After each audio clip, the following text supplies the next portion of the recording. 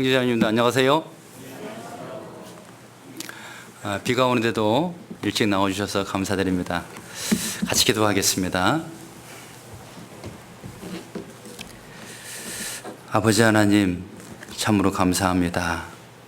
저희를 구원해 주시고 주님 함께 하시며 역사하시는 교회 안에서 교제하고 복음을 위해서 아버지의 영광을 위해서 살아갈 수 있도록 은혜 베풀어 주심에 참으로 감사합니다. 저희들 너무나 연약하고 부족하여 날마다 하나님을 의지하고 하나님을 바라봅니다. 오늘도 각 사람에게 하나님의 은혜로 위로해 주시고 힘을 주시고 격려해 주셔서 더욱더 주님 앞에 합당한 모습으로 살아갈 수 있도록 도와주시옵소서. 밖에는 비가 오고 있습니다. 그래도 저희들 말씀을 사모하고 하나님의 은혜를 사모하여 또 이렇게 순종하여 그 앞에 나와서 모였습니다. 하나님, 우리 마음속에 주님의 은혜로 충만히 채워주시고 정말 기쁨으로 주님을 위해서 살아갈 수 있도록 도와주시옵소서. 다시 오실 주님을 기다리며 저희들 하루하루 살아가고 있습니다. 우리 주변에 구원받지 못한 영혼들이 있기에 그 죽어가는 영혼들을 바라보면서 어떻게 하면은 그들을 구원할 수 있을지, 어떻게 하면은 그들에게 입을 벌려 담대히 복음의 말씀을 증거할 수 있을지 주님 앞에 늘 기도하고 고민합니다. 주님, 저희들에게 더욱더 지혜를 주시고 힘을 주시옵소서, 열정을 주시옵소서. 그래서 정말 우리 교회를 통해서 한 사람이라도 더 구원받는 역사가 계속해서 나타날 수 있도록 도와주옵소서. 해외에서 수고하시는 선교사님들 기억해 주시고 그 믿음, 그 결심 변치 않도록 도와주시며 어떠한 고난과 역경과 어려움이 있다 할지라도 낙심치 않고 교회를 위해서, 해외에 이르진 영혼들을 위해서 수고할 수 있도록 도와주시며 또 해외 교회가 더욱 든든히 세워질 수 있도록 하나님 더욱 역사해 주시옵기를 간절히 부탁을 드립니다. 오늘 부득이한 사정으로 함께하지 못한 형제 자매들도 있는 줄 압니다. 어디에 있든지 마음은 이곳에 함께하며 늘 말씀 안에 살아갈 수 있도록 도와주시옵소서. 시종을 전능하신 아버지의 손에 의탁하오며 예수님의 이름으로 기도드렸습니다. 아멘. 구약성경 이사야서 17장을 찾겠습니다.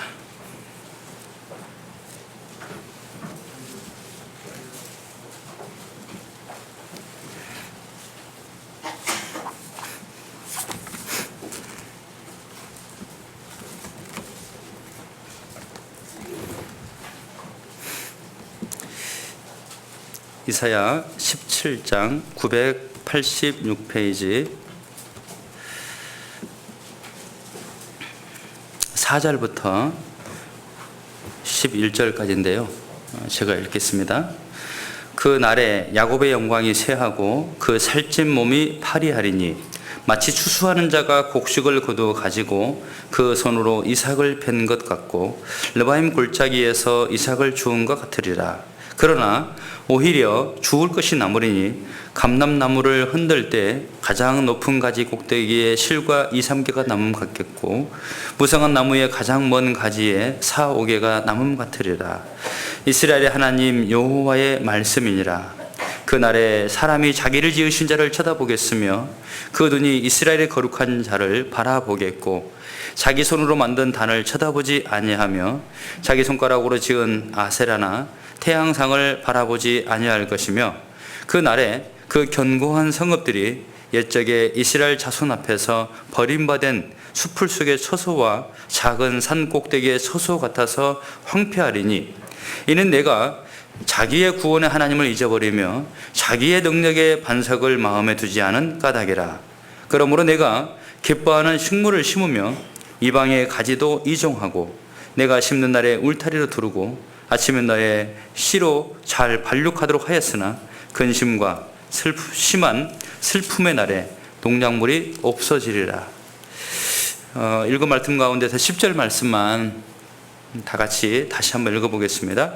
이는 내가 자기의 구원의 하나님을 잊어버리며 자기의 능력의 반석을 마음에 두지 않은 까닭이라. 그러므로 내가 기뻐하는 식물을 심으며 이방의 가지도 이종하고.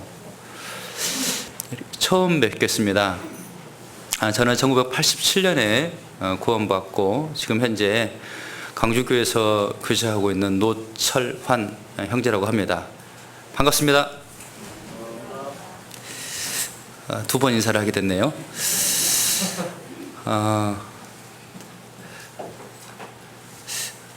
나주교회는 이렇게 여러 차례 이 길을 지나갔는데 들어오지는 못했어요. 불러주지 않아서 못 들어왔는데 오늘 교회당도 처음 보게 됐고 또 우리 형제자매들도 처음 뵙고 또 이렇게 이 앞에서 말씀을 전하게 됐는데 처음 오는 곳이기 때문에 설레이기도 하고 또 궁금하기도 하고 또 기대감도 갖고 아침 일찍 출발했는데 다행히 막히지 않고 길이 잘 뚫려가지고 금방 왔습니다. 저를 잠깐 소개를 하는 게 좋겠다 생각하는데요. 전라북도에서 살고 전주교에서 학생 때 구원을 받았습니다. 대학생까지 전주교에서 신앙생활을 하다가 결혼하고 의정부에서 신앙생활을 하고 거기서 전도인으로 2000년도에 부름을 받았습니다. 그리고 경기도 동두천 교회가 자립하면서 거기를 담임하고 중간에 이제 건축을 하면서 동두천 교회가 양주교회로 이름을 바꾸게 되었습니다. 그리고 2008년도에 해외 선교사로 이렇게 가게 됐습니다. 제가 선교한 나라는 몽골이었습니다. 몽골 많이 들어보셨죠?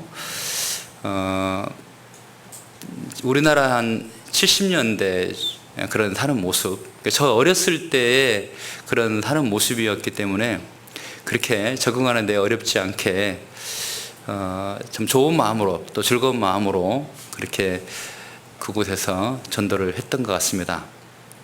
몽골 사람들은 인구가 많지 않습니다. 완전히 다 지구상에서 없어졌 뻔했는데 다행히 지금 다시 이제 회복되고 있는 중입니다. 구소련 다음으로 두 번째로 공산 국가가 된 나라입니다. 다른 거 이유 없고 중국 청나라에 200년간 지배받다가 러시아에서 해방을 시켜줬는데 러시아가 공산화되면서 제일 먼저 러시아가 공산화시킨 나라가 바로 이제 몽골이었거든요. 그래서 두 번째로 공산화됐는데 그때 당시 인구가 50만 명밖에 안 됐습니다. 지금은 이제 좀 늘어서 300만 명 정도 살고 있는 나라고, 하지만 땅은 우리 남한의 15배입니다.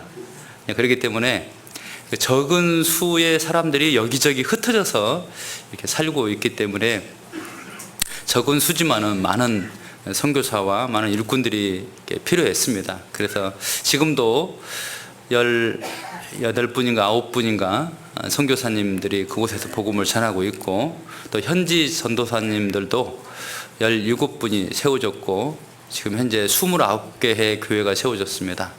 그리고 또 많은 또 작은 선교원들이 세워져 있는데 우리 옛날 그 복음 전했을 때처럼요 지금 몽골이 그런 것 같습니다. 말씀을 전하면은 잘 들어주고 또 계속해서 구원받는 역사가 나타나고 있습니다. 저와 저희 아내 그리고 세 자녀가 있는데 들어갈 때는 다 같이 들어갔다가 나올 때는 둘 남기고 나왔습니다. 그래서 아직 큰애 둘이는 몽골에서 대학을 다니고 있습니다. 졸업하고 글쎄 나오려나 안 나오려나 이제 두고 봐야지 알겠는데 애들은 거기가 자기 나라 같아요. 그래서 어떤 때는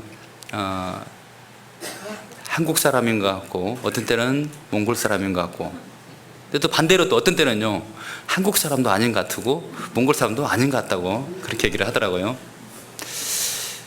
선교사들이 못한 일들을 이제 자녀들이 하는 모습들을 보면서 정말 감사가 되고 또 귀한 일꾼으로 자랐으면 하는 마음 이렇게 간절합니다. 갈 때는 한국에서 몽골로 들어갈 때는 울면서 갔어요. 마치 시편 126편 말씀처럼 눈물을 흘리며 씨를 뿌리러 나가는 자는, 울며 씨를 뿌리러 나가는 자는, 이렇게 말했잖아요. 들어올 때는 어떻게 들어왔을까요? 웃으면서 들어왔습니다. 기쁨으로 그 단을 가지고 돌아오리로다. 물론 계속해서 해야 될 일이 많이 남아 있지만, 그래도 제 마음에서 소원했던 것들, 제 마음에서 이루고 싶었던 것들이 우리 교회를 통해서 또 우리들의 봉사를 통해서 많이 이루어졌기 때문에 그런 것 같습니다. 왜 눈물을 흘리며 갔냐면요, 두 가지가 있어요.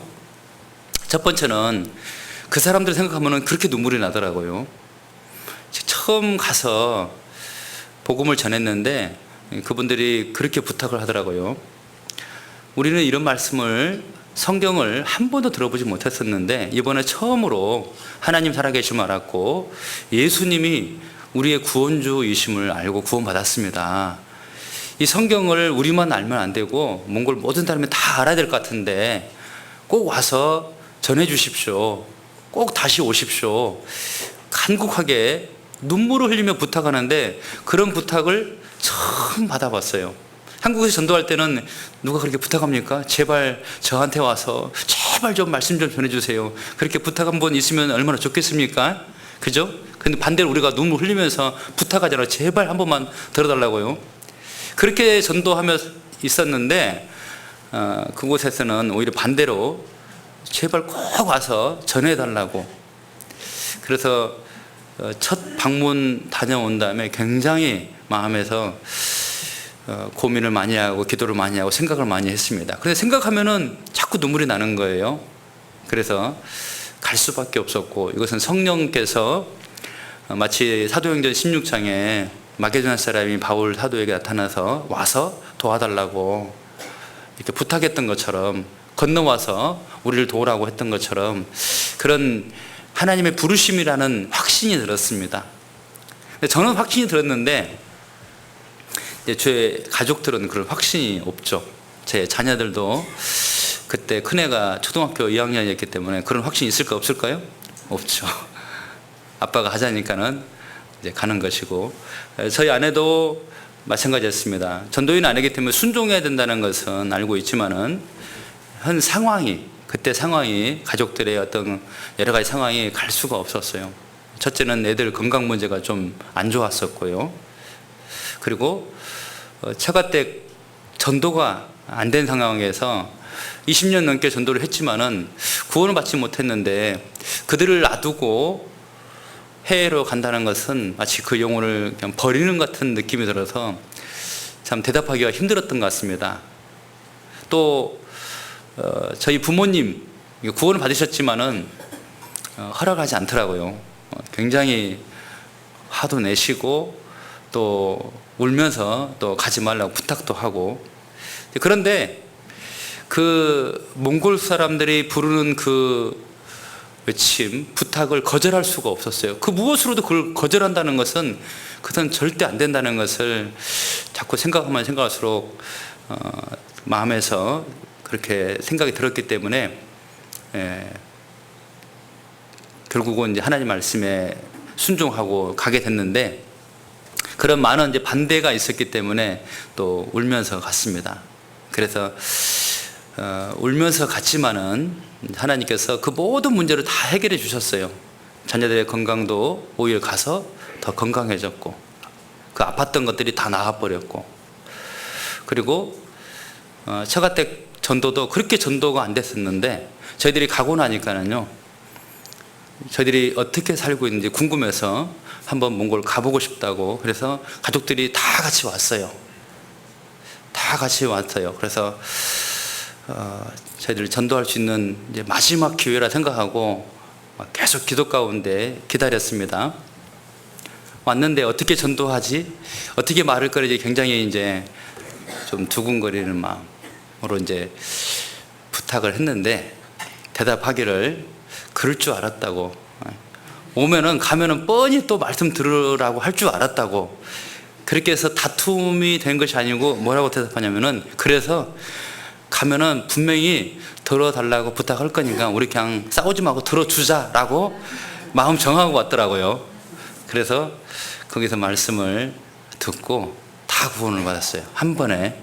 그래서 순종하니까는 또 그런 하나님 축복을 해주셔가지고 저보다도 저희 아내가 너무너무 기뻐하더라고요. 그렇게 오랫동안 한국에서 전도를 했어도 안 됐는데 그렇게 몽골에서 한 번에 다 이루어지시는 모습을 보면서 순종하면은 나머지 하나님께서 모든 것 다 이렇게 도와주시고 책임주신다는 것을 더욱더 경험하고 알게 됐습니다. 그리고 이제 그 몽골에 이제 땅이 넓기 때문에 정말 그때는 길도 없었거든요. 그냥 초원으로 가서 찾아가야 되고 하는데 가는 곳마다 정말로 여호수아 1장 말씀이 그대로 이루어지는 거예요. 내 발바닥으로 밟는 그곳을 내게 주리라. 정말 우리가 가는 곳마다 교회가 생겼습니다. 참 놀라운 일이죠. 몇천 년 동안 복음 없이 살았던 그 민족이 몇천 년 동안 구원받지 못했던 그런 교회가 없었던 그곳에 살아있는 교회가 탁 세워지는 것을 보면서 정말 하나님의 역사, 성령의 역사임이 너무 확실하고 그래서 너무 감사하는 마음으로 전도를 했는데 지금은 이제 21개의 도가 있는데요. 21개 도에 다 전도가 됐어요. 다 전도가 되고 다 교회가 세워졌어요. 두 군데인가 이제 선교만 있고 교회가 세워지지 않았는데 그것도 이제 조만간에 이제 전도인만 있으면은 교회가 세워질 수 있는 곳이기 때문에 저희들이 바라던 그것이 다 됐거든요. 처음 전도할 때 선교사님들이 모여서 그런 계획을 가졌습니다. 우리 여기다 뼈를 묻자. 우리 여기 각 도에 적어도 하나씩은 교회를 세울 때까지 정말 뼈를 묻겠다는 마음으로 하자 그랬는데 그게 이제 한 10여 년 만에 다 성취가 되고 그런 모습을 보면서 너무 감사가 됐습니다. 그래서 이제 좀 사정이 있어서 이제 한국을 나오게 됐는데 마음이 그렇게 들어갈 때처럼 마음이 아프지 않더라고요. 아, 하나님께서 이렇게 이루어 주셨구나. 너무 감사하는 마음으로 그렇게 나왔고요. 이제 한국에서 다시 새로운 마음으로 전도를 하고 있습니다. 나올 때 잊지 않겠다고 늘 기도하겠다고 하니까는 어떤 목사님 그러더라고요. 글쎄 한 2년 정도는 기도해 주시겠죠? 근데 계속 기도할까요? 대부분 다 있던데요 그러더라고요. 그래서 저는 절대 그러지 않겠습니다. 근데 자꾸 잊어버리려고 하더라고요. 안 보니까는 자꾸 그때 그 어려운 그런 상황들을 자꾸 잊고 기도하지 않을 때도 있는 모습 보면서 참 제 자신이 한심스럽기도 하고 그런데 자꾸 기억하려고 노력하고 있고 잊지 않고 기도하려고 하고 있고 그러고 있습니다. 예, 오늘 우리가 신앙생활 하는 가운데 여러 가지 많은 은혜를 맛보고 살고 있고 많은 경험을 하고 살고 있습니다. 또 그리고 때로는 하나님을 근심시킬 때도 있고 합당치 못한 일을 할 때도 있고 그러므로 인해서 징계도 받을 때가 있겠죠. 근데 그런 모든 일은 지나간 과거가 그냥 헛되이 없어져 버리는 것이 아니고 그 일을 통해서 하나님 우리를 교훈하시고 연단하시고 우리를 더욱더 다듬어 가시고 더욱더 강하게 하시거든요. 그래서 오늘 말씀을 이렇게 정해봤습니다. 두렵건대 잊어버릴까 하노라. 성경에 그런 말씀이 참 많이 기록되어 있더라고요. 오늘 본문 말씀에서도 북이스라엘이 어쩌다가 망했을까? 성경에 많은 그런 이유가 나와 있는데 이 17장에 나와 있는 것 두 가지만 한번 생각해 보려고 합니다. 17장 보겠습니다. 1절에 보면은 다메섹에 관한 경고라. 이 다메섹은 옛날 아람을 말합니다. 아람. 그래서 3절에 보면은요, 에브라임의 요새와 다메섹 나라와 아람의 남은 백성이 멸절하여 이스라엘 자손의 영광같이 되리라. 만군의 여호와의 말씀이니라. 다메섹, 아람의 멸망을 말하면서 이스라엘도 그 아람처럼 다메섹처럼 같이 망하게 될 거라고 이렇게 말하고 있는데요. 왜 북이스라엘이 망하느냐? 4절. 함께 읽어보겠습니다. 그날에 야곱의 영광이 쇠하고 그 살찐 몸이 파리하리니. 야곱의 영광, 이스라엘의 영광을 말하고 있습니다. 이스라엘도 한때는 영광스러운 나라였었어요. 아주 강한 나라였었습니다. 그리고 경제적으로도 부한 나라였었습니다. 힘이 있는 나라였었습니다. 그런데 어쩌다가 그 영광이 쇠하고 그 살찐 몸이 파리하리니, 아직 그냥 이렇게 이제 건강하고 살찐 몸이었는데 아주 좀 병든 사람인 것처럼 빼짝 말라버렸다고 말입니다. 어쩌다가 그 나라가 그렇게 됐을까? 한때는 강하고 부한 나라였었는데 너무너무 연약하고 너무너무 가난한 나라, 힘이 없는 나라가 돼버렸다는 거죠. 그 이유가 10절에 나와 있어요. 10절 함께 다시 한번 읽어보겠습니다. 이는 내가 자기의 구원의 하나님을 잊어버리며 자기의 능력의 반석을 마음에 두지 않은 까닭이라. 거기까지 읽겠습니다. 두 가지입니다. 자기의 구원의 하나님을 잊어버렸다. 그리고 두 번째는 자기의 능력의 반석을 마음에 두지 않은 까닭이라. 사실 너무나 중요한 그런 내용입니다. 우리는 모든 것을 다 기억할 수 있는 어떤 그런 능력은 없습니다. 자꾸 잊어버리죠. 또 나이를 들면 들수록 자꾸 잊어버리죠. 건망증도 생기죠. 그 잊어버림으로 인해서 손해볼 때도 있고 또 당황스러울 때도 많이 있습니다. 그리고 어떤 때는 한심스럽기도 하죠. 며칠 전에요, 퇴근길에 어떤 목사님하고 같이 엘리베이터를 타고 지하 주차장으로 내려오는데 제 차가 주차장에 보이는데 불이 켜 있는 거예요. 실내등이요. 그래서 실내등을 끄지 않고 문을 잠갔던 거죠. 그래서 그러면 이제 배터리가 다 나가잖아요. 그래서 목사님 먼저 가세요. 저 사무실 가서 열쇠를 가지고 와서 다시 이제 그걸 좀 하고 가야 될 것 같다고. 그래서 전도실 올라갔어요. 열쇠를 가지고 내려왔어요. 내려오다가 또 엘리베이터 안에서 어떤 분을 또 만났어요. 만나니까 이제 얘기가 나오겠죠. 이런저런 얘기 하다가 막 집으로 가고 있는 거예요. 가다가 차가 지나가는데 차가 많네. 어메, 차 불 끄러 내가 올라갔다 내왔는데 열쇠만 가지고 오고 또 다시 안 끄고 그냥 왔던 거죠. 다시 타고 교회로 가가지고 차 열고 불 끄고 이제 집으로 가면서 왜 이렇게 자꾸 잊어버릴까? 어르신들 앞에서 나이 때문에 그렇게 말하면은 좀 부끄러운 얘기일 것 같고, 정신을 이렇게 조금만 놔두면은 금방 잊어버리는 것 같습니다. 모든 걸 우리가 다 기억할 수는 없지만은요, 하나님께서는요, 잊어버리지 말라라는 말씀을 통해서요, 우리가 꼭 기억해야 될 것이 있다는 것을 말씀하고 있거든요. 그래서요, 잊어버리지 않으려면은 잊어버리지 않으려고 노력을 해야 돼요. 또 때로는 마음에 결심을 해야 됩니다. 내가 절대 잊지 않겠다. 절대 잊지 않겠다. 사실 우리가 말씀을 듣고 집에 돌아가면은 많은 말씀을 잊어버리잖아요.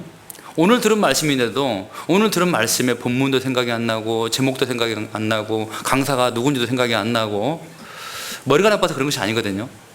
마음이 없으면은, 그리고 기억하려고 하는 의지가 없으면은 금방 잊어버리게 됩니다.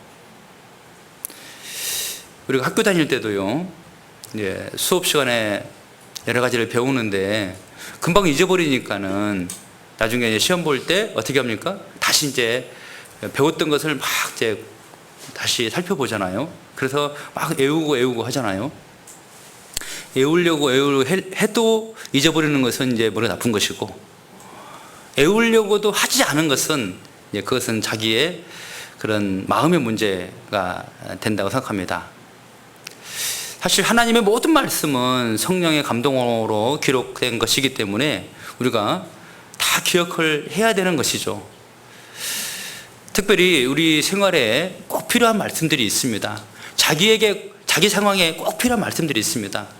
그런 말씀들을 잊지 않으려고 하는 그런 마음, 이 말씀을 들을 때도요, 그 마음이 중요한 것 같습니다.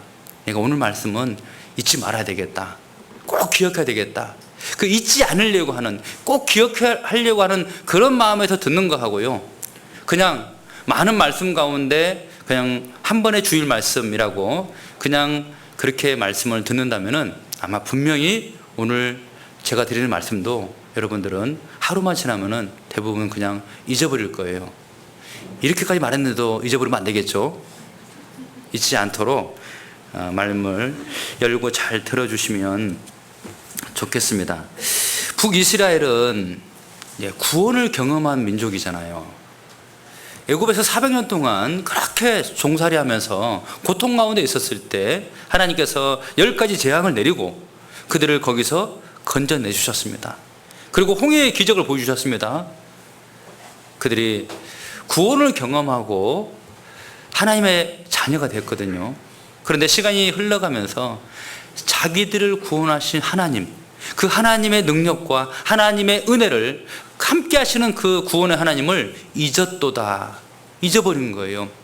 잊어버림으로 인해서요, 다른 신을 섬기게 되고 우상을 섬기게 되고, 그리고 하나님과 상관없이 자기 욕심대로 살아가는 거죠. 조금만 문제가 있으면은 원망하고 불평하고 살아갑니다. 조금만 잘 되면은 자기 힘으로, 자기 능력으로 한 줄로 알고 금방 교만해집니다. 하나님을 잊어버리는 결과 그렇게 되는 거예요. 여기 잡아놓으시고 시편 78편을 보겠습니다. 78편도 보면은 너희가 잊어버렸기 때문에 이렇게 된 것이다 라고 계속해서 반복하는 말씀이 나옵니다. 시편 78편입니다. 10절입니다. 78편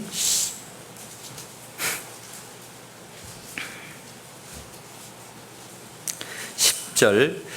저희가 하나님의 언약을 지키지 아니하고 그 율법 준행하기를 거절하며, 11절은 같이 읽어보겠습니다. 여호와의 행하신 것과 저희에게 보이신 기사를 잊었도다. 하나님이 행하신 일을 잊었도다.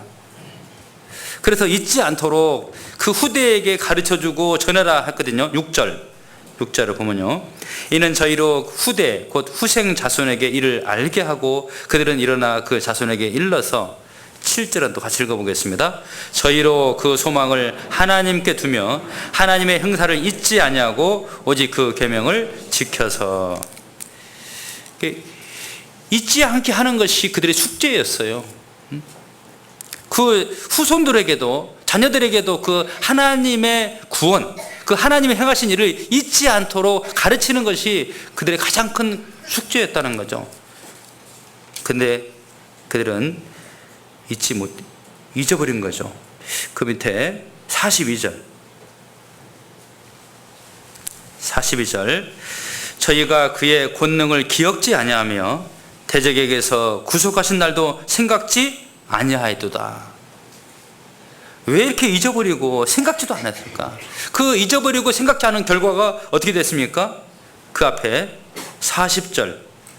저희가 광야에서 그를 반항하며 사막에서 그를 슬프시게 함이 몇 번인고 저희가 돌이켜 하나님을 제삼 시험하며 이스라엘의 거룩한 자를 격동하였도다. 하나님 마음을 막 격동시키는 거예요. 하나님을 시험하는 겁니다. 하나님을 향해서 원망하는 겁니다. 하나님을 슬프게 함이 몇 번인고, 잊어버린 결과, 생각지 않은 결과 계속해서 반복해서 그런 삶을 이스라엘 백성들은 살았다는 거죠. 그 앞에 37절 같이 읽어보겠습니다. 이는 하나님께 향하는 저희 마음이 정함이 없으며 그 언약에 성실치 아니하였음이로다. 언약을 맺었으면 마음에 늘 기억하고 살아야 되거든요. 다시 만날 날을 약속했다 그러면은 그 날을 기억하며 살아야 되는 것이고, 그럼 우리는 마찬가지입니다. 우리를 구원하신 하나님, 또한 다시 오실 예수님을 기억하고 잊지 않고 사는 것이 이제 신앙생활 잘하는 방법입니다. 근데 이스라엘 백성들은 너무너무 쉽게 잊어버린 거예요. 시편 106편도 보겠습니다. 106편도 그런 말씀이 반복되어 있는데요.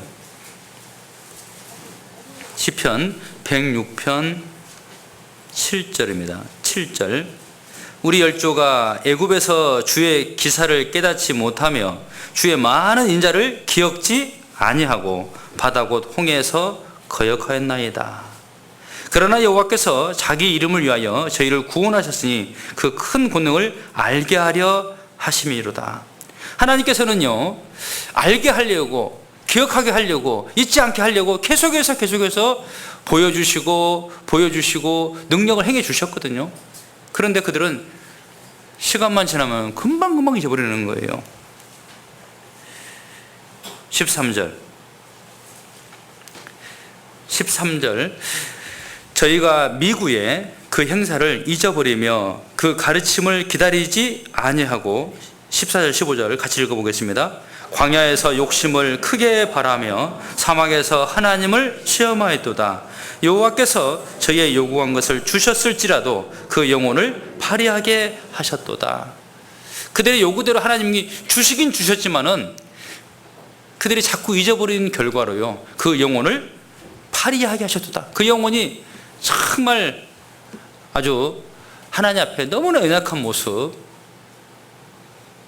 너무나 쉽게 넘어질 수밖에 없는 그런 모습으로 점점 그게 돼가고 있다는 거죠. 금방 넘어질 것 같은 그런 모습이요. 신앙의 걸음을 걷는 가운데 점점 견고해지고 강해져야 되는데 점점 더 약해져 가는 거죠. 여러분들은 어떻습니까? 신앙생활 하면서 점점 강해지고 있습니까? 점점 약해지고 있습니까? 옛날에는 강했는데 지금은 약합니까? 더 강해졌습니까? 그 결과가, 그 이유가 13절에 분명히 나와 있습니다. 저희가 미구의 그 형사를 잊어버리며, 이 미구의라는 단어가 뭐냐면요, 서두르다, 재촉하다, 그런 뜻입니다. 서둘러서 그 형사를 잊어버렸다. 너무 빨리 그 형사를 잊어버렸다, 그 뜻입니다.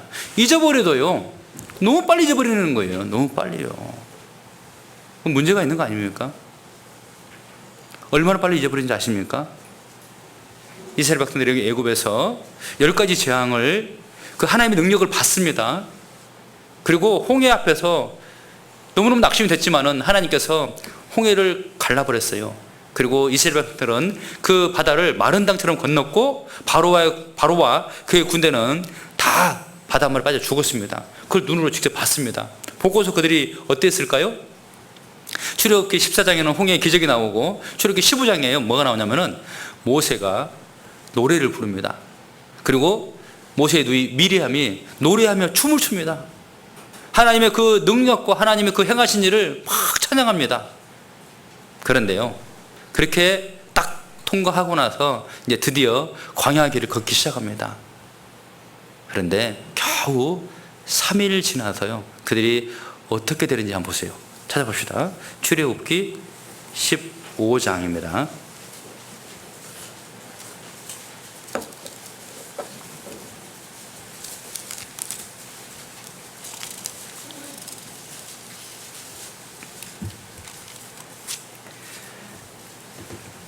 (15장) 22절 모세가 홍해에서 이스라엘을 인도하며 그들이 나와서 수르 광야로 들어가서 거기서 사흘길을 행하였으나 물을 얻지 못하고 마라에 이르렀더니 그곳 물이 써서 마시지 못하겠으므로 그 이름을 마라라 하였더라. 백성이 모세를 대하여 원망하여 가로되 우리가 무엇을 맞을까 하며 모세를 향하여 원망했습니다. 며칠 길을 걸어갔어요? 사흘길. 겨우 3일 지나서 그렇게 하나님을 찬양하고 기뻐했던 그들이 겨우 3일 만에 그 기쁨과 찬양이 원망으로 바뀌어버렸어요. 왜 그랬을까요? 하나님의 능력과 하나님께서 행하신 그 구원을 그 3일 만에 잊어버리는 겁니다. 한 장 넘겨서 16장 보겠습니다. 출애굽기 16장. 이스라엘 자손의 1절입니다. 이스라엘 자손의 온 회중이 엘림에서 떠나 엘림과 시내산 사이 신 광야에 이르니 애굽에서 나온 지 제2월 15일이라. 2월 15일이니까는요, 1월 1일부터 계산해보면 며칠 지났습니까? 이제 45일 지난 거예요. 2월 15일이니까 45일 지났습니다. 그런데 그때 무슨 일이 일어났냐면요, 2절 3절 같이 읽어보겠습니다. 이스라엘 온 회중이 그 광야에서 모세와 아론을 원망하여 그들에게 이르되 우리가 애굽 땅에서 고기 가마 곁에 앉았던 때와 떡을 배불리 먹던 때에 여호와의 손에 죽었으면 좋았을 것을 너희가 이 광야로 우리를 인도하여 내어 이 온 회중으로 줄여 죽게 하는도다. 마라에서는요, 물 때문에 원망했는데 이제는 고기 없다고 차라리 애굽에서 죽었다면 더 좋았을 것을, 고기 없다고 또 원망합니다. 며칠 지났습니까? 45일. 시편 106편에 이렇게 나와 있잖아요. 저희가 미구의 그 행사를 잊어버리며 너무 빨리 하나님의 행사를 잊어버린 거예요. 왜 그렇게 빨리 잊어버렸을까요? 마음에 두지 않은 거예요. 마음이 문제인 거죠. 하나님의 구원을 받는데도요, 이 보이는 세상에 더 관심이 있고 세상에 있는 것들을 더 사랑하고요, 세상에 있는 것들을 더 좋아하고 관심을 두고 살고 있기 때문에 영적인 것에 대해서는, 하나님에 대해서는 너무 빨리 잊어버리는 거죠. 그게 북이스라엘의 모습이었고 그로 인해서 그들이 망한 것입니다. 결국 그렇게 해서 망했다라고 이제 나와 있는데요. 그 이스라엘 민족을 보면은 우리가 이제 교훈을 받잖아요. 우리의 그림자입니다. 모세가 40년 동안 이스라엘 백성들을 광야에서 이렇게 다니다가 드디어 이제 모압 평지 앞에서 가나안 땅 바로 건너가기 전에 이스라엘 백성들을 모아놓고 다시 한번 말씀을 전합니다. 그게 바로 신명기 말씀인데, 신명기 말씀을 다른 말로 하면은 기억의 책 그럽니다. 기억의 책, 기억하라, 잊지 말아라, 그렇게 말씀합니다. 모세가 이스라엘 백성들에게 가장 당부하는 것이 바로 그거였어요. 이제 너희가 약속의 땅, 젖과 꿀이 흐르는 그 가나안 땅에 들어가게 될 것인데, 들어가면은 너희가 잊지 않도록 삼갈지어다. 두렵건대 너희가 하나님의 구원을 잊어버릴까 하노라. 모세가 이스라엘 백성들을 향해서 제일 강조한 것이 뭐였냐면요, 잊지 마라, 잊지 마라. 애굽에서 너희를 구원해 주신 하나님을 잊지 마라. 40년 광야의 길을 너희가 어떻게 걸었는지 그 하나님의 은혜와 하나님의 그 자비와 능력을 잊지 마라고 그렇게 당부합니다. 신명기 4장을 보겠습니다.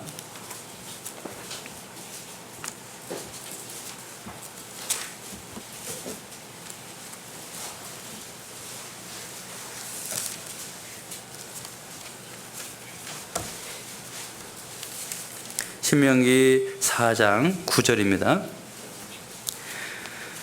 오직 너는 스스로 삼가며 내 마음을 힘써 지키라. 같이 읽겠습니다. 두렵건대 내가 그 목도한 일을 잊어버릴까 하노라. 두렵건대 내 생전한 날 동안에 그 일들이 내 마음에서 떠날까 하노라. 너는 그 일들을 내 아들들과 내 손자들에게 알게 하라. 모세가 이스라엘 백성들을 향해서 정말 걱정되는 것이 바로 그거였어요. 두렵건대 내가 그 목도한 일을 잊어버릴까 하노라. 두렵건대 네가 생존하는 날 동안에 그 일들이 네 마음에서 떠날까 하노라. 그걸 모세가 걱정하고 두려워하면서 이스라엘 백성들에게 기억하라고 다시 한번 하나님의 말씀과 다시 한번 어떻게 광야의 길을 걸어왔는지, 그리고 내가 들어갈 가나안 땅은 어떠한 땅인지, 들어가면 무엇을 해야 되는지를 다시 한번 말씀하는 거예요. 여러분, 우리가요 말씀을 이렇게 배울 때요, 우리 마음에서는 이제 새로운 거, 내가 그동안 못 배워왔던 것들, 잘 알지 못하는 것을 배우고 싶은 마음이 있어요. 하지만 물론 그런 말씀도 우리가 언젠가는 때가 되면 배워야 되겠죠. 하지만 반복해서 배우는 말씀들이 있는데요, 사실은 그 말씀이 너무 중요한 거예요. 왜 반복해서 자꾸 같은 말씀을 전할까요? 우리 마음에서 잊어버리니까요. 머리로는 기억하고 있는데 마음에서 자꾸 잊어버립니다. 자꾸 생각하지 않는 거예요. 기억하려면 기억하는데 생각은 하지 않습니다. 여러분, 우리는 구원을 받은 하나님의 자녀입니다.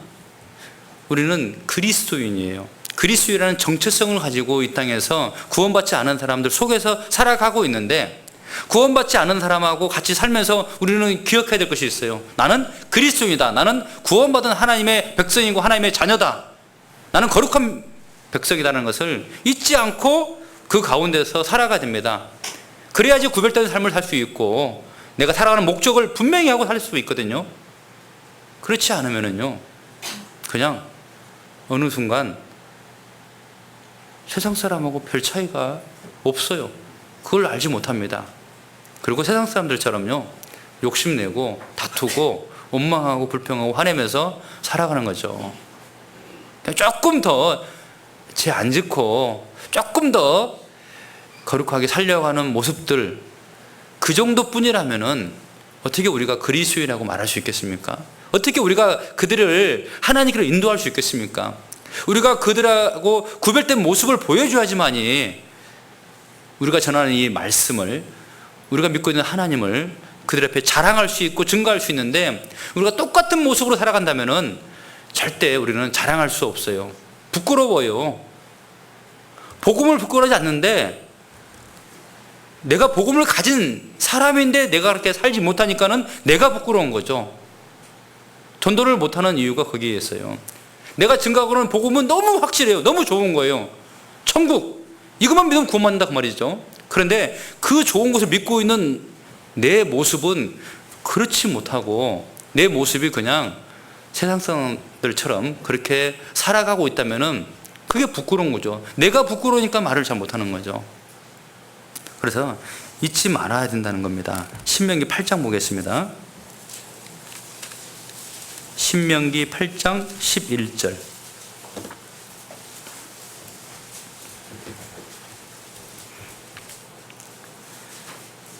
내가 오늘날 내게 명하는 여호와의 명령과 법도와 규례를 지키지 아니하고 내 하나님 여호와를 잊어버리게 되지 않도록 삼갈지어다. 여기도 그랬죠? 잊어버리게 되지 않도록 삼갈지어다. 절대 잊지 마라 그 말입니다. 14절 같이 읽어보겠습니다. 14절. 두렵건대 내 마음이 교만하여 내 하나님 여호와를 잊어버릴까 하노라. 여호와는 너를 애굽 땅 종되었던 집에서 이끌어내시고, 하나님이 누구냐? 애굽 땅 종되었던 집에서 너를 이끌어내신 구원의 하나님이시다. 그리고 40년 광야길을 너희가 어떻게 걸었는지 한번 생각해 보라. 그거 기억하라 라고 말씀합니다. 그런데 이 14절 말씀에요, 왜 자꾸 잊어버리는지 그 이유가 나와 있어요. 뭡니까? 마음이 교만하여. 마음이 교만해지면 잊어버리는 거예요. 마음이 겸손할 때 하나님 찾거든요. 겸손한 사람은 하나님을 찾고 하나님을 부르짖습니다. 그런데 교만한 사람은 하나님 찾지 않습니다. 사람이 언제 교만해집니까? 편안하고 이제 부족함이 없이 살아갈 때 하나님을 잊어버리게 되고, 하나님을 필요하지 않습니다. 그냥 내 힘으로 살아갈 수 있어요. 살아가는데 문제가 없어요. 이제 직장도 괜찮고 가정도 평안하고 건강하고 큰 부자는 아니더라도 그래도 부족함 없이 살아가니까는 그렇게 하나님 필요하지 않는 거예요. 가족들도 다 구원받아서 이제 뭐 더 전도하면 좋겠지만은 사랑하는 사람들 다 구원받았고, 여러분 그때 마음이 교만해지는 거죠. 교만이라는 것은 뭐냐면은요, 특별히 뭐 잘난 체하고 자랑하고 그런 것도 교만이지만은 자기 힘으로 자기 등으로 살아갈 수 있을 것 같은 마음, 그게 교만입니다. 12절입니다. 그 앞에 12절. 내가 먹어서 배불리고 아름다운 집을 짓고 거하게 되며 또 내 우양이 번성하며 내 은금이 증식되며 내 소유가 다 풍부하게 될 때, 그때 두렵건대 내 마음이 교만한다 그래요. 그때가 되면 마음이 교만해질 수 있다는 거죠. 제가 2008년도에 해외로 갔는데 그때 우리 교회의 모습, 그때 한국의 모습하고요, 2021년에 한국에 돌아왔습니다. 그리고 한국 교회에서 이제 교제를 하고 있는데 지금의 한국의 모습, 지금의 한국 교회의 모습은 좀 다르더라고요. 이상한 거 말씀드리려고 하는 것이 아니고요, 너무 잘 살아요. 옛날에 비해 보니까는 한국이 너무 잘 사는 나라가 됐어요. 여러분 기억하십니까? 지금부터 15년 전의 삶을, 지금부터 20년 전의 삶을 기억하십니까? 그때 삶하고 지금의 내 모습하고 어떻습니까? 정말 하나님께서 복에 복을 더하시고 은혜 위에 은혜를 더하셔서 우리에게 필요한 것들을 다 채워주셨어요. 왜요? 하나님 약속해 주셨거든요. 너희는 먼저 그의 나라와 그의 일을 구하라. 그리하면 이 모든 것을 너희에게 더하시리라. 그때 우리가 열심히 살았습니다. 그때 우리가 열심히 전도했습니다. 교회당을 건축하고 전도하면서 열심히 살았거든요. 그러니까 하나님께서 우리에게 경제적으로도 또 육신적으로도 복을 주신 거예요. 하나님의 은혜죠. 그런데 그때 우리가 두려워할 것은, 이때 우리가 두려워할 것은 혹 내가 전보다도 더 풍요로워짐으로 인해서, 편안해짐으로 인해서 혹 내 마음이 하나님 앞에 교만할까, 하나님의 그 은혜를 잊어버릴까 두려워라 라고 하는 이 모세의 글을 마음에 한번 새겨봤으면 좋겠어요. 우리 청년들도요,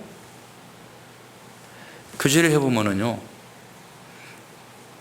고난을 별로 경험해보지 못했습니다. 가난이라는 것, 배고픔이라는 것을 별로 경험해보지 못했죠.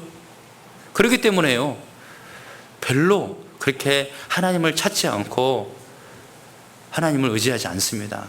그냥 목표가 좋은 직장, 그리고 결혼 잘하고, 그러면은 별 문제가 없어요. 그래서 그게 목표가 되고 그것만을 위해서 쭉 열심히 해요. 취업하려고 정말 열심히 하고, 좋은 학교 가려고 정말 열심히 하고, 그게 하나의 신앙의 목적과 방향이 되어버렸어요. 그러다 보니까는요, 어떤 결과가 나타났습니까? 제가 와서 너무 놀란 것이요, 정말 열심히 살고 있는 우리 형제자매님의 자녀들이 교회 안 나오고 있어요. 너무 많이 안 나오고 있더라고요. 임원들의 자녀들도, 임원들 집사님들 신앙이 문제가 없어요. 정말 열심히 살아요. 근데 자녀들은 교회 안 나와요. 그리고 계속 기도 부탁합니다. 우리 자녀 다시 돌아오게 해달라고, 다시 돌아오게 해달라고. 왜 안 돌아올까요? 마음이 교만해져 있어요. 아이들이요, 부족함 없으니까는, 그렇게 자라왔으니까는 하나님이 안 필요한 거예요. 그냥 세상이 좋은 거죠. 그래서 어렸을 때부터 교회 학교에서 그렇게 오랫동안 구원의 하나님을 배우고 구원받았다 하고 그렇게 신앙생활 했는데, 청년 되니까는 이제 잊어버리고 버려버렸습니다. 그렇게 살고 있는 모습 보면서 너무 마음이 안타깝더라고요. 하나님께서요, 우리에게 잘 살게 하신 것은 분명히 이유가 있다고 생각합니다. 하나님께서요, 땅끝에 살고 있는 우리 한국, 이제 우리 한국을 통해서 전 세계 가난한 나라들에게 복음이 전파되고 있습니다. 우리 교회를 통해서 세계 선교가 이루어지고 있어요. 지금요, 어떤 나라도 어떤 교회도 하지 못하는 일을 우리 교회가 하고 있어요. 우리 한국도 마찬가지지만은 해외 나가 보니까는 많은 나라에서 선교 이제 사님들이 오고, 그런 선교 단체에서 복음을 전한다고 하지만은 잘못된 복음, 거짓된 복음 없는 그냥 종교를 가르치고 있어요. 구원받은 사람 없습니다. 한국에서도요, 많은 다른 교회에서 선교사들이 가서 막 열심히 전도를 하고 있어요. 정말 고생 많이 하고 있습니다. 그런데 그냥 자기 열심입니다. 복음 없어요.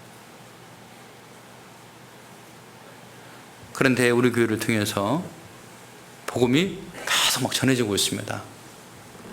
저는 외국에서 복음을 전하면서요, 우리 한국 교회가 너무 자랑스럽고, 우리 한국 교회가 정말 하나님께 너무나 귀하게 쓰임받고 있다는 것에 대해서 너무너무 기쁘고 감사가 됐습니다. 그래서 한 10년 넘어가니까요, 다시 한국에 오고 싶은 마음이 들었어요. 왜냐하면 다시 한국교회에서 막 힘을 얻고 싶어가지고, 한 10년 넘어가니까는 저도 막 힘이 빠지게 되고 지쳐가더라고요. 그래서 한국에 와서 막 더 힘을 얻고 싶어가지고 오니까는 정말 좋더라고요. 같은 말로 이렇게 교제도 하고 같이 웃으면서 이렇게 함께 지내는 것이 너무 감사하고 또 많은 힘을 얻고 있습니다. 여러분, 지금도요, 해외에서 가난한 나라에서 복음을 전하고 계시는 많은 선교사님들이 계십니다. 그분들을 우리가 열심히 도와줘야 돼요. 열심히 기도해 줘야 됩니다. 그리고 열심히 후원해 줘야 됩니다. 저는 경험적으로 말씀을 드리다 보면요, 기도해 준 만큼, 후원해 주는 만큼, 도와주는 만큼만 전도가 되더라고요. 그만큼만요. 왜죠? 선교사 혼자서 전도 못해요.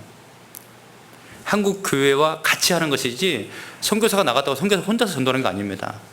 기도해 준 만큼, 후원해 준 만큼, 도와준 만큼, 그 정도만큼만 전도가 조금씩 되고 있어요. 그래서 우리가요,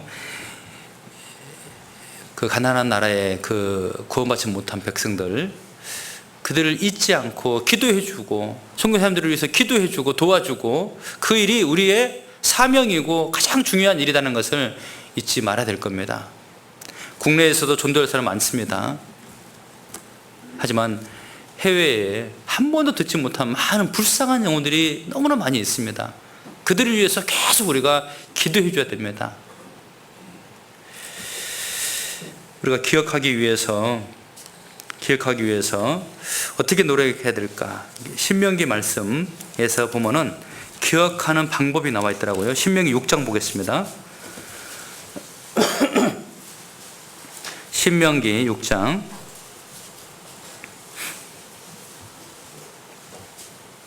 6절입니다. 오늘날 내가 내게 명하는 이 말씀을 너는 마음에 새기고 내 자녀에게 부지런히 가르치며 집에 앉았을 때든지 길에 행할 때든지 누웠을 때든지 일어날 때든지 이 말씀을 강론할 것이며, 8절 9절을 같이 읽어보겠습니다. 너는 또 그것을 내 목에 매어 기호를 삼으며 내 미간에 붙여 표를 삼고 또 내 집 문설주와 바깥문에 기록할지니라. 우리는 이제 우리의 능력에 한계가 있기 때문에, 기억에 한계가 있기 때문에 노력하지 않으면 쉽게 잊어버릴 수밖에 없다는 것을 인정하고 노력을 해야 됩니다. 기억하도록 노력을 해야 됩니다. 그래서 여기 보면은요, 그 말씀을 내 손목에 매으며 기호를 삼으며 내 미간에 붙여 표를 삼고, 그리고 9절 끝에 보면은 기록할지니라 그랬거든요. 잊지 않도록 내가 어떤 표시를 해놓고, 이게 성경에도 우리가 잊지 않으려고 막 색깔을 칠하잖아요. 표시를 해놓고, 때로는 그 옆에다가 좀 내가 깨달은 내용을 좀 기록해 놓고, 그리고 되새김질, 묵상이라고 하죠. 자꾸 생각하면, 자꾸 그 말씀을 다시 한번 읽어보고 다시 한번 생각해 보는 거죠. 그걸 되새김질을 하고 묵상이라고 합니다. 성경 말씀을 배울 때요, 묵상하지 않고 배우는 말씀은 잊어버릴 수밖에 없습니다. 묵상하지 않는 말씀은 금방 잊어버리세요. 잊어버린단 말은 무슨 말이냐면요, 내 것이 안 됐다는 거죠. 그냥 한 귀로 듣고 한 귀로 그냥 흘러나가 버렸습니다. 이 귀한 말씀을 우리가 들었는데 그게 내게 살이 되고 내 믿음이 자라는데 도움이 돼야 되는데 그냥 흘러 떠내려가 버린다면은 아무 능력이 나타나지 않겠죠. 히브리서 2장에도 그렇게 말씀하고 있습니다. 그 말씀을 듣고 혹 흘러 떠내려갈까 함이라. 이 귀한 구원의 말씀을 많은 사람이 들어도 구원받지 못하는 이유는요, 마음에 두지 않기 때문에, 생각하지 않기 때문에 말씀을 들어도 구원을 받지 못하는데, 우리도 마찬가지입니다. 신앙생활 할 때요, 자꾸 잊어버리는 습관이 있기 때문에 잊지 않으려고 반복해서 자꾸 새김질하는 습관을 가질 필요가 있어요. 그걸 묵상이라고 한다는 걸 그랬습니다. 소나 또 우리가 전도집회 때 배우는 토끼나 보면은요, 새김질을 하잖아요. 풀을 열심히 뜯어먹습니다. 그런데 첫 번째 뜯어먹은 그 풀은 그 몸에 전혀 영양분을 공급해 주지 못합니다. 만약에 먹고 그냥 싸버린다 그러면은 많이 먹어도 그 짐승은요 굶어 죽어요. 많이 먹었는데 굶어 죽는다는 겁니다. 영양실조로 죽는 거예요. 반드시 새김질을 해야 됩니다. 새김질을 통해서 영양분을 흡수하고 살찌고 살아가는 거예요. 토끼도요, 자기가 한번 먹은 것이 이제 두 종류 나눠가지고 어떤 것은 맹장으로 하고 어떤 것은 대장으로 합니다. 대장으로 한 것은 그냥 똥으로 나서 버려지는 것이고, 맹장으로 들어갔던 것은요, 거기서 영양분이 흡수돼가지고 쫀득쫀득하게 다시 먹을 수 있도록 부드럽게 나온다고 합니다. 그걸 다시 먹는 거죠. 그걸 먹어야지만이 토끼가 사는 거예요. 마찬가지입니다. 우리가요, 말씀을 한 번 읽고 한 번 들었다고 그래서 야, 참 요번에 좋은 거 배웠다, 이번에 참 큰 거 깨달았다, 아닙니다. 그걸 그렇게 깨달은 것은요, 금방 지나가면 잊어버리게 되고 나를 변화시키지 못합니다. 그 말씀을 다시 되새김질 해야 됩니다. 생각해보고 또 마음에 새기는 과정 속에서 더욱더 깊이 깨닫게 되고, 그 말씀이 내 삶을 변화시키게 되고, 잘못된 것이 있으면 버리게 해주시고, 그 능력의 말씀이 나를 통해서 나타나는 거예요. 묵상을 하기 위해서는 기록을 해야 됩니다. 기록. 그냥 머릿속으로만 생각을 할 수가 없어요. 기록해놓고 자꾸 보는 거죠. 성경을 다 한 권 들고 다니면서 묵상할 수는 없습니다. 내가 묵상하고자 하는 그 한 말씀을 기록해서 보면서 또 생각하고 암송도 해보고, 그런 과정을 통해서 마음에 새기는 걸 할 수 있습니다. 잠언 3장을 보겠습니다.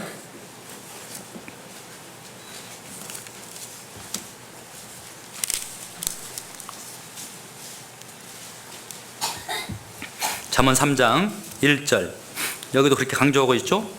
내 아들아, 나의 법을 잊어버리지 말고 내 마음으로 나의 명령을 지키라.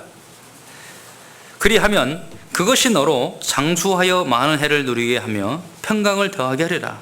인자와 진리로 내게서 떠나지 않게 하고 그것을 내 목에 매며 내 마음판에 새기라. 떠나지 않게 하라. 잊어버리지 말고 마음판에 새기라. 계속해서 강조하는 말씀이 잊지 않도록 노력하라, 그 말입니다. 칠판에 쓰는 글씨는 금방 지우면은 잊어버리죠. 연필로 쓴 것도요, 시간이 지나면은 흐려지고 지워지죠. 볼펜으로 쓰면은 좀 더 오래 갑니다. 돌에다가 이렇게 이제 새기는 방법이 있어요. 그것은요, 몇천 년 지나도 그게 변하지 않습니다. 우리 마음판에 그렇게요, 변하지 않도록 그 말씀이 완전히 탁 확고하게 심겨질 수 있도록, 그렇게 될 때까지 계속해서 되새김질 하라는 거죠. 그래야지만이 그 말씀을 생각하면서 내가 살아가는 거예요. 그게 이제 그 밑에 내용입니다. 5절, 너는 마음을 다하여 여호와를 의뢰하고 내 명철을 의지하지 말라. 6절을 같이 읽어보겠습니다. 너는 범사에 그를 인정하라. 그리하면 내 길을 지도하시리라. 마음을 다하여 여호와를 의뢰하라. 조금은 여호와를 의뢰하는데요, 마음을 다해서 여호와를 의뢰하라. 범사에 그를 인정하라. 모든 일에 하나님을 인정하라는 거예요. 모든 일이에요. 가정에서, 아니면 학교에서, 아니면 직장에서, 식당 갈 때도, 산에 갈 때도 내가 하는 모든 일에 하나님을 인정하라. 여러분, 우리는요, 결코 우리의 생활 가운데 일어나는 모든 일들은 우연이 없다는 걸 우리가 인정해야 됩니다. 우연이라는 건 없다. 인정해야 됩니다. 우연이 없다는 것은 하나님의 뜻이 있고, 하나님이 보고 계시고, 하나님이 듣고 계시고, 하나님께서 지금 주관하고 있다는 거죠. 우리는 하나님께서 주신 말씀을 묵상하는 가운데요, 이 일이 하나님께서 무슨 일을 이루시려고 이렇게 행하셨을까를 생각하면서 그 일을 해야 됩니다. 전도서 말씀 보면은요, 형통할 때는 기뻐하고 공고한 날에는 생각하라 라는 말씀이 있어요. 형통하다고 그러세요. 내가 잘해서 이렇게 형통하고 잘된 줄 알고 막 자기를 자랑하면 안 되고, 기뻐하라 라는 그 말씀 안에는 감사라는 뜻이 들어가 있어요. 감사하라. 하나님께서 나에게 이렇게 형통한 날을 주신 거예요. 하나님께서 나에게 은혜를 더해 주신 거거든요. 하나님께 감사를 드리고 하나님께 영광 돌리면서 하나님께서 나에게 이렇게 은혜를 더해 주셨구나, 하나님을 생각해야 됩니다. 그리고 공고할 때, 무슨 일이 어려운 일이 있을 때는 생각하라라는 말은 돌아보고 기도하라라는 말이 포함되어 있어요. 왜 하나님께서 이런 병을 주시고 고난을 주셨을까? 그래서 야고보서 5장에 보면요, 너희 중에 고난 당한 자가 있느냐? 저는 기도할 것이요 그랬어요. 고난이 있을 때 기도하라 그러면 왜 기도하라 했을까요? 하나님, 저에게 왜 이런 고난을 주셨습니까? 어떻게 하면 이 고난을 제가 감당할 수 있습니까? 고난 뒤에 어떤 축복이 있습니까? 고난 당한 것이 내게 유익이라 했잖아요. 내게 유익을 위해서 고난을 주셨다고 말씀을 배웠는데 무슨 유익이 있을까요? 기도해보라 그 말입니다. 너희 중에 병든 자가 있느냐? 교회의 장로를 청하여, 그 다음 뭐라고 했어요? 기도하라고 했어요. 기도. 병들었는데 왜 기도하라고 했어요? 약을 먹어야죠. 약을 먹는 것은 그 다음이고요. 먼저 교회의 장로들을 청하라 그 말은 교회의 전도인이나 임원들을 청해서 한번 말씀을 들어보라 그 말입니다. 하나님, 왜 저에게 이런 병을 주셨습니까? 왜 이렇게 제가 아픈 거죠? 왜 자꾸 병이 심해지고 있는 것이죠? 분명히 하나님께서 하시고자 하는 일이 있다는 것을 믿고 기도하는 가운데 그걸 찾아내야 됩니다. 그랬을 때 그 병도 은혜가 되는 것이고, 그 일을 통해서 하나님께서는 놀라운 일을 하시고자 한다는 거죠. 그래서요, 범사에 그를 인정하라 그러세요. 범사에 그를 인정하라. 결코 우연이라는 것은 없습니다. 근데 그걸 인정하지 않았을 때 어떠한 일이 생길까요? 인정하지 않았을 때요, 육신이 드러납니다. 하나님을 인정하지 않았을 때요, 하나님을 잊어버렸을 때요, 자기 육신대로 판단하고 육신대로 그렇게 선택을 하게 됩니다. 시편 37편 보겠습니다. 시편 37편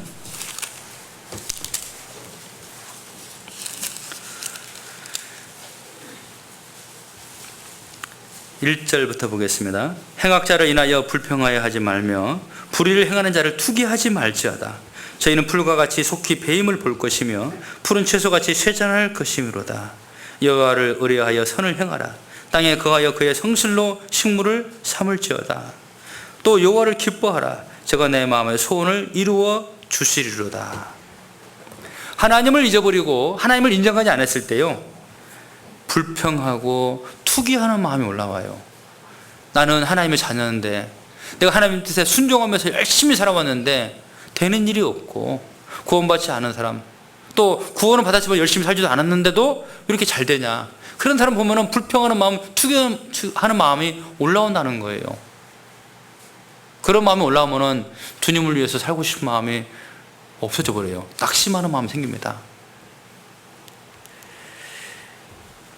7절입니다. 7절. 여호와 앞에 잠잠하고 참아 기다리라. 자기 길이 형통하며 악한 꾀를 이루는 자를 인하여 불평하여 말지어다. 8절 같이 읽겠습니다. 분을 그치고 노를 버리라. 불평하여 말라. 행하게 치우칠 뿐이라. 하나님을 인정하지 않고 구원의 하나님을 잊어버리게 되면은요, 자꾸 불평하는 마음이 올라오고, 원망하는 마음, 분노가 올라오고, 짜증이 올라오고, 스트레스를 받고 그렇습니다. 그리고 작은 일에 낙심하고 작은 일에 실족하게 돼요. 마음에 자꾸 상처를 받는다는 겁니다. 자꾸 넘어진다는 겁니다. 하나님을 인정하는 사람은요, 쉽게 넘어지지 않아요. 잠깐은 흔들릴 수 있지만은요, 크게 흔들리지 않습니다.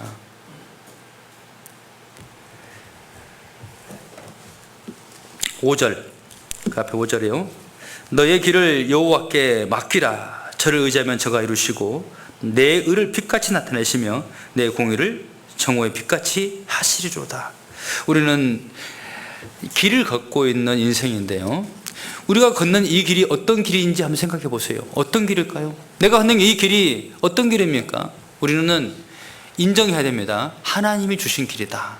내가 걷는 길은 하나님이 주신 길이다, 그 말입니다. 그것을 인정하고 걷는 거하고 잊어버리고 걷는 거하고는 큰 차이가 있어요. 내가 걷는 길이 하나님이 주신 길이라는 것을 잊어버렸을 때는요, 자꾸 물음표를 던지는 거예요. 꼭 이 길을 가야 되나? 내가 왜 어쩌다가 이 길을 내가 지금 걷고 있는 것이지? 그런데 하나님이 주신 길이라는 것을 일단 인정했을 때요, 어떠한 상황 속에서도 감사함으로 걸을 수가 있고 어떠한 상황 속에서도 포기하지 않고 그 길을 걷는 거예요. 사도 바울은 그렇게 말했잖아요. 나의 달려갈 길, 곧 주 예수께 받은 사명. 하나님 은혜의 복음 증거하는 일을 마치려 하면은 내 목숨을, 내 생명을 조금도 귀한 것으로 여기지 않냐노라.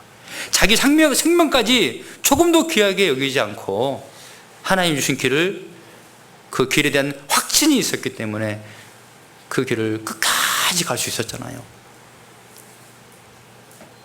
내가 선한 싸움을 싸우고 나의 달려갈 길을 마치고 믿음을 지켰으니, 그렇게 마지막에 로마 감옥에서 순교하기 전에 디모데후서 말씀을 기록하면서 그렇게 말씀했잖아요. 내가 걷는 이 길이 하나님이 주신 길이라는 것을 인정하고 확신했을 때, 잊지 않았을 때 끝까지 걸어갈 수 있는 거예요. 그렇게 우리는 믿고 살아야 됩니다.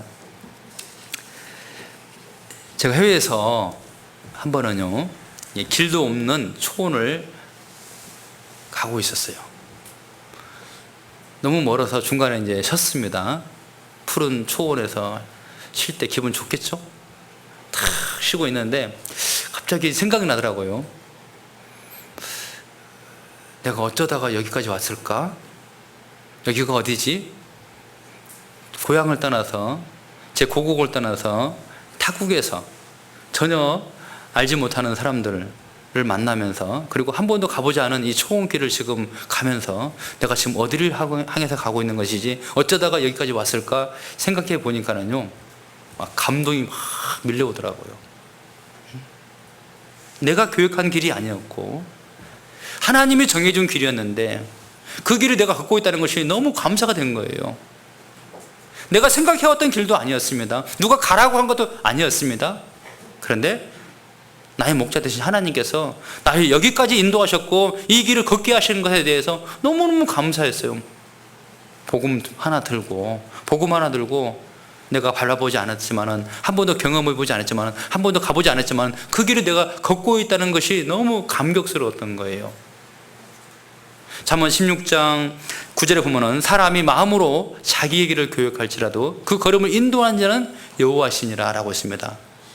예레미야 10장 23절에도요, 사람의 걸음이 자기에게 있지 않고 걷는 자에게 있지 않고 라는 말씀이 있어요.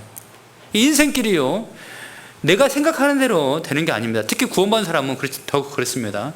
하나님이 기뻐하시는, 하나님이 정해놓은 그 길이 있어요. 그 길을 우리가 찾아야 됩니다. 그 길을 걸어갈 때요, 가장 행복한 거예요. 그 밑에 23절 보겠습니다. 시편 37편 23절.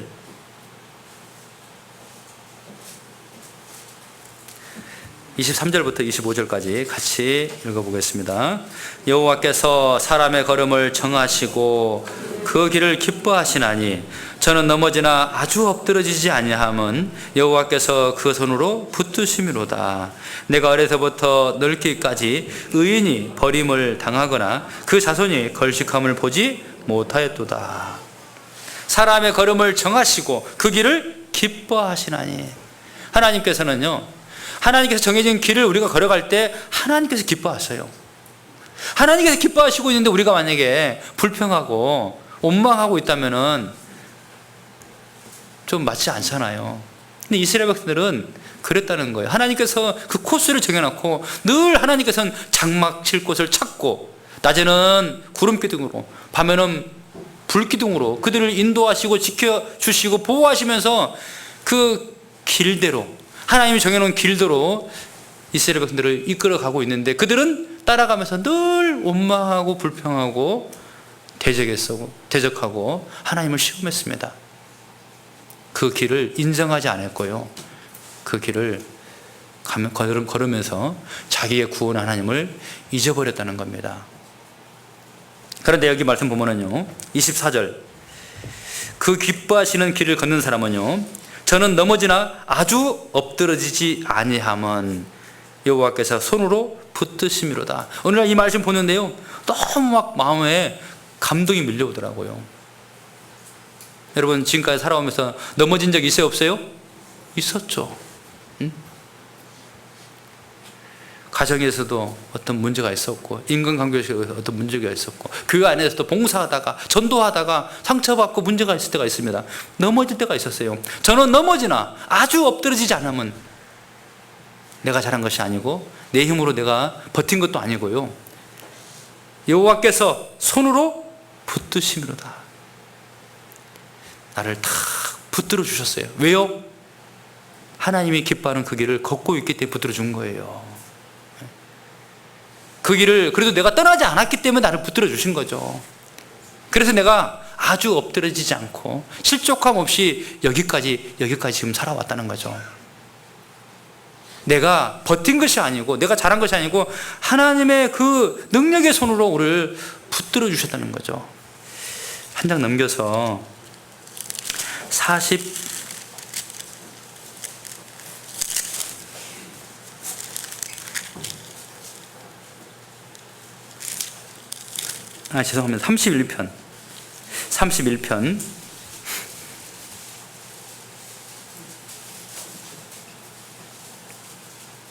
14절 15절, 자, 이 말씀도 같이 한번 읽어보겠습니다. 여호와여, 그러하여도 나는 주께 의지하고 말하기를 주는 내 하나님이시라 하였나이다.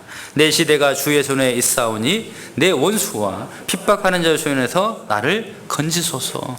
어떠한 조롱과 핍박과 고난이 있다 할지라도 내가 주님의 손에 붙들려 있다면은요, 내 시대가 주의 손에 있사오니 내 인생길이, 내 생존하는 그 인생이 주의 손에, 주의 손바닥 위에 있다는 거예요. 그렇다면은 주님이 끝까지 나를 버리지 않고 붙들어 주신다는 거예요. 늙어 백수가 될 때까지도 나를 붙들고 계십니다. 나를 쓰고 계신다는 거예요. 그래서 14절에 보면 여호와여, 그러하여도 나는 주께 의지하고 말하기를, 어떠한 어려움과 고난이 있다 할지라도 그러하여도 나는 주께 의지하고 주께 말을 한다, 그 말입니다. 어떠한 상황이 있다 하더라도 나는 그러하여도 주님을 의지하고 주님께 말하겠습니다. 여러분, 이게 이제 간증이잖아요.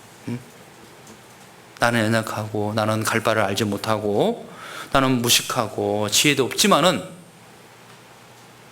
우리가 하나님이 주신 길, 그 길을 걷고 하나님을 잊어버리지 않는다면요, 하나님은 끝까지 우리를 그 능력의 손으로 붙들어 주실 겁니다. 때로 넘어질 수도 있지만은 다시 주님이 우리를 일으켜 세워 주실 거예요.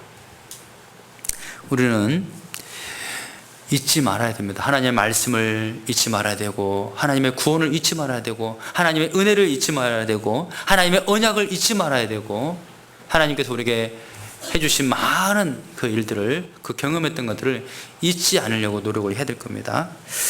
그리고 다시 처음 찾았던 본문 이사야서 17장을 보겠습니다. 17장 10절. 두 번째 북이스라엘이 약해진 이유가 뭐냐면은 17장 10절 중간에 보면은 자기의 능력의 반석을 마음에 두지 않은 까닭이라 그랬어요. 반석. 이 반석이 참 중요한데요. 반석은 이제 집 지을 때요, 기초가 되는 거죠. 기초가. 능력의 반석을 마음에 둔 사람은 자기의 그 반석이 바로 하나님이시기 때문에, 예수 그리스도이기 때문에, 구원이기 때문에 그 구원의 반석 위에 자기 인생길이 자기 인생이 새로 시작되는 거예요. 구원받지 않은 사람은요, 우리와 똑같이 이 세상에 살고 있지만은 그들은 뭐가 없어요? 반석이 없어요. 반석 없이 집을 지은 거예요. 그러니까는 심판날에 죽음 앞에서 그 집이 와르르 그냥 무너져 버리고 끝나버리는 겁니다. 하지만 우리는 주님 앞에 우리가 수고한 모든 것이 딱 서 있는 거죠. 유다서 1장 20절에 보면은 지극히 거룩한 믿음 위에 자기를 건축하며, 신앙생활은 집을 짓는 거예요. 제일 먼저 중요한 것은 기초입니다. 자기의 능력의 반석을 마음에 두지 않은 까닭으로 이스라엘이 약해졌는데, 우리가 구원받고 처음에 잘 시작했다가요, 시간이 지나면서 그 능력의 반석 대신 구원의 하나님을 내 마음에 두지 않으면요, 신앙이 쉽게 흔들리게 됩니다. 하지만 그 능력의 반석을 마음에 탁 두고 있으면요, 반석이 나를 지켜주는 거예요. 내 모든 걸 지켜주는 겁니다. 그래서 크게 흔들리지 않는 거죠. 시편 62편 보겠습니다.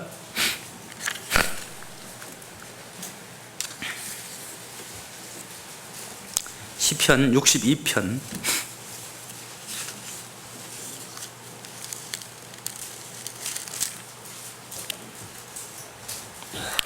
1절, 나의 영혼이 잠잠히 하나님만 바라며 나의 구원이 그에게서 나는도다. 2절 같이 읽겠습니다. 오직 저만 나의 반석이시오 나의 구원이시오 나의 산성이시니 내가 크게 요동치 아니하리로다. 누구든지 때로 흔들릴 수 있습니다. 넘어질 수 있습니다. 잠깐 근심할 수 있습니다. 그것은 우리 연약한 모습입니다. 저도 얼마 전에요, 누가 저를 욕하더라고. 제 마음이 어땠을까요? 괜찮아요 그랬을까요? 잠을 못 자겠더라고요. 어찌 잘 알지도 못하면서 그렇게 나에 대해서 험담을 할까? 이상한 말을 듣고 이상하게 생각하면서 이상하게 말을 하는 거죠. 또 그래서 찾아가서 그게 아니고요 라고 하고 싶지만 그렇게 할 수도 없고, 그래서 잠을 못 잤어요. 그런데 자고 나니까는 정리가 되더라고요. 자고 나니까는. 하나님을 내 능력의 반석으로 딱 마음에 삼고 있으면은요, 하나님이 아시는데 누가 나를 욕하고 나에 대해서 험담을 한들 괜찮다 그 말입니다. 하나님이 다 알아주시는데 내게 중요한 것은 하나님이셔요. 내 인생의 내 삶의 반석은 예수님이시지, 사람들을 내가 의지하는 것도 아니고 사람들에게 내가 칭찬받으려고 사람을 기쁘게 하는 것도 아니고, 내 마음에 반석 대신 하나님이 계시니까는요, 하나님이 다 아신다. 그걸로 이루가 되는 것이고, 그걸로 그 사람들을 용서할 수 있는 것이고, 다투지 않고 그냥 넘겨버릴 수 있는 것이 되어버린다는 거죠. 잠깐은 저도 요동을 했습니다. 하지만 뭐라고 했어요? 여기요? 이 말씀처럼 내가 크게 요동치 아니하리로다 그랬어요. 크게 요동하지는 않았다. 시편 40장 시편 40장 2절, 나를 기가 막힐 웅덩이와 수렁에서 끌어올리시고 내 발을 어디에? 반석 위에 두사 내 걸음을 견고케 하셨도다. 하나님 우리의 걸음을 견고케 하시기를, 우리의 믿음을 견고케 하시기를 원하거든요. 처음에는요 비틀비틀거리고 쉽게 흔들거리고 자주 넘어졌지만은요, 점점 그 걸음이 견고해지는 거죠. 힘이 있는 거죠. 뛰어다니면서 뛰어넘고 그렇게 살아가는 겁니다. 웬만한 문제는 그냥 뛰어넘어 버립니다. 반석 위에 우리가 지금 살아갈 수 있도록 내 발을 반석 위에 두사, 이렇게 말씀하고 있어요. 우리 마음에 무엇을 두고 있습니까? 재물이 들어간다고 해서 재물을 내 마음에 두고, 아니면은 사람들을, 아니면 내 어떤 위치, 권력을 내 마음에 두고 있으면은요, 그 사람은 든든한 것 같지만은요, 그거 문제 생기면은요, 그 사람 믿음도, 그 사람 인생 자체가 다 흔들 버립니다. 잠깐은 엄청 힘이 있는 것처럼 보이지만은요, 자기가 마음에 두고 있는, 자기가 의지하고 있는 그거 문제 생기면은요, 그 사람 곧 죽을 것처럼요, 비명을 지르고 쓰러집니다. 예, 그렇게 되는 모습을 자주 보지 않습니까? 시편 18편 보겠습니다.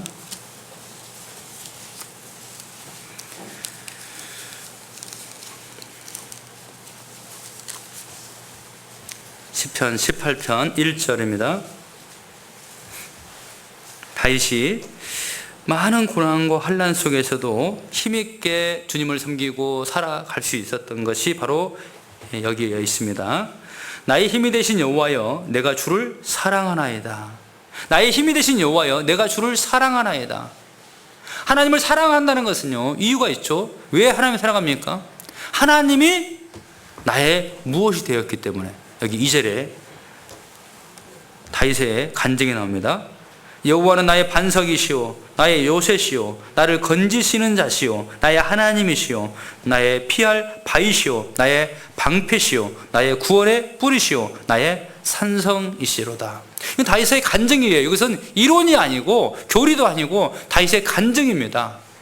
그 어려운 상황 속에서 고난이 있을 때마다 하나님께서 나를 건져주셨고, 하나님께 피했을 때 내가 목숨을 건질 수 있었고, 하나님이 나의 방패가 딱 되어주셨고, 하나님이 그 상황에 나를 구원해 주셨고, 그래서 하나님은 나의 뭐다. 여러분들은 어떻게 쓸 거예요?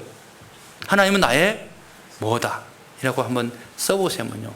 다윗은 이렇게 말했어요. 그래서 나의 힘이 되신 여호와여, 하나님이 힘이었고, 그래서 늘 하나님을 사랑하고 하나님을 마음에 두고 살았기 때문에 다윗은 끝까지 주님이 주신 길을 걸을 수 있었고, 어떠한 그런 오해와 억울한 일을 당한다 할지라도요, 다윗은 끝까지 하나님을 바라봤다는 거죠. 그 뒤에 보면은요, 16절, 저가 위에서 보내사 나를 취하심이여 많은 물에서 나를 건져내셨도다. 나를 강한 원수와 미워하는 자에게서 건지셨으며 저희는 나보다 힘센 영구로다. 저희가 나의 재앙의 날에 내게 이르렀으나 여호와께서 나의 의지가 되셨도다. 19절 같이 읽겠습니다. 나를 또 넓은 곳으로 인도하시고 나를 기뻐하심으로 구원하셨도다. 실제 다윗은 이렇게 다 경험을 했다는 겁니다. 29절도 같이 읽어보겠습니다. 내가 주를 의뢰하고 적군에 달리며 내 하나님을 의지하고 담을 뛰어넘나이다. 하나님을 의지하고 담을, 울타리를 뛰어넘는 그런 다윗의 힘 있는 삶을 또 볼 수가 있습니다. 어떠한 문제도 다윗은 뛰어넘었다는 겁니다. 결국에는 뛰어넘었어요. 그래서 다윗은 이렇게 말합니다. 31절입니다.